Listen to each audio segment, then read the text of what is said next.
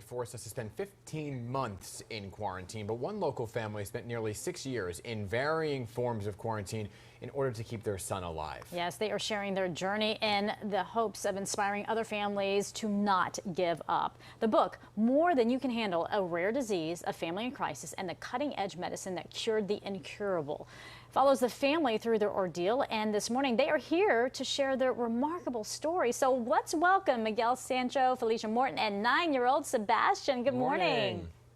Hey guys. Hi. Hi, Sebastian. I love seeing your smile. Let me ask you, you are the star of this show. How are you enjoying your summer? I really like it right now. We're having a good time, and I just love it. I'm glad to hear that, right? So Miguel and Felicia, take us back to the beginning, because I think a lot of people were wondering, when did you first start noticing that there was something wrong with Sebastian's health, and then that led to a quarantine for so long? Sure. Well, Felicia was the primary caregiver, so I'll let her take that. Yeah, so we noticed when he started having strange fever, and he also had abscesses that got quite large overnight, and there were just a series of things that didn't make sense.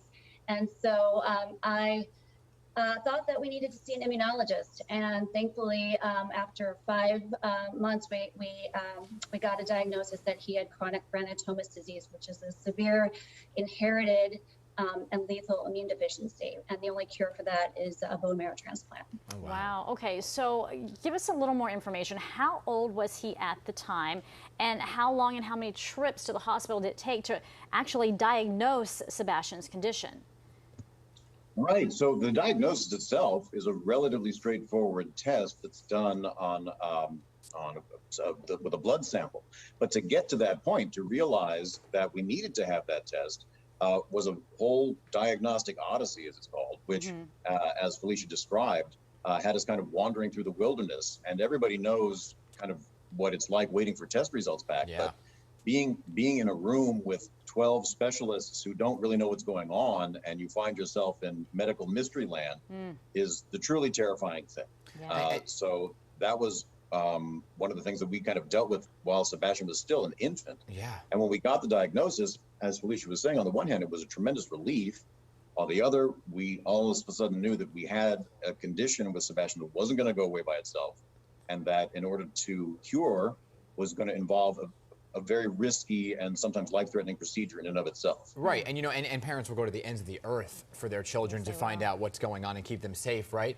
So you're waiting for that bone marrow transplant. What then led you guys to realize, okay, we have to quarantine inside for so long? Was it just a danger to go outside? Well, the nature of the disease, it's not, when people think primary immune deficiency, they sometimes think of the boy in the bubble disease, which is called SCIDS. Sebastian's condition wasn't that severe, but what it required him to do is avoid a lot of things that every kid loves doing: playing in grass, without shoes, running in dirt, playing in sand. So there are all sorts of things that he had to avoid, including like other sick kids. And I think other parents, now that we're through the COVID crisis, and well, still in it, of course, everybody knows all the kind of terrors and anxieties that come with social distancing and needing to avoid infection. And that was kind of our mindset, basically from 2012 through 2018. Yeah, so Sebastian, let me talk to you, because you've been through quite a journey, and we're so happy to see you here healthy and smiling. What are some of the things that you like to do now that you can get out? Well, I like, as my dad said, I like playing in the grass and going in the leaves, going to playgrounds, having friends over, and having freedom. Oh, that's wonderful. My Look at goodness. this. Oh, so happy for all of you. I know it's been such a journey, but I think it does provide hope for folks who not only have these mystery illnesses that they're trying to sort through, and they're on that unfortunate journey, but it also just as a reminder, all of us, that, we've experienced quarantine too, and while yours is on a different level, we can all get through it. What are you hoping, Felicia, that people gain, or Miguel, from this book? I hope people, as you said, gain a sense of hope. the odds were truly against us in the beginning, and so many parents out there are dealing with issues, maybe not life-threatening diseases like in our case, but we're all dealing with issues, and there is light at the end of the tunnel. Never give up, have faith, have hope, and I hope that this book will inspire you just to move forward. There you go. And know that anything is possible. I tell you what, well, you have inspired us today. Thank you. And Sebastian, so good to see you. All right, guys. So have a good rest of the summer, okay? And be sure to pick up a copy of More Than You Can Handle wherever books are sold. What an incredible, incredible story there. Absolutely. Such a cute kid, too. Yeah. All right.